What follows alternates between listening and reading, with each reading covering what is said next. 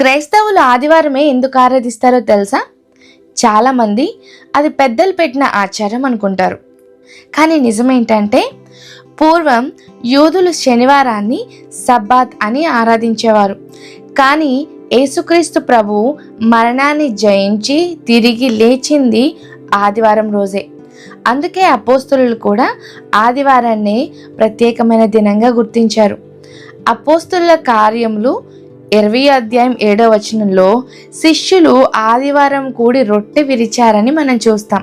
అలాగే కొరింథీయులకు రాసిన మొదటి పత్రిక 16 అధ్యాయం 2వ వచనంలో కూడా పరిశుద్ధుల కొరకు చందా కూడా ఆదివారమే పోగు చేశారని ఉంది. అంటే ఆదివారం ఆరాధన అనేది మనుషులు సృష్టించిన ఆచారం కాదు, పునరుద్ధానమైన క్రీస్తును లోకానికి ప్రకటించిన అపోస్తుల సజీవ సాక్ష్యం.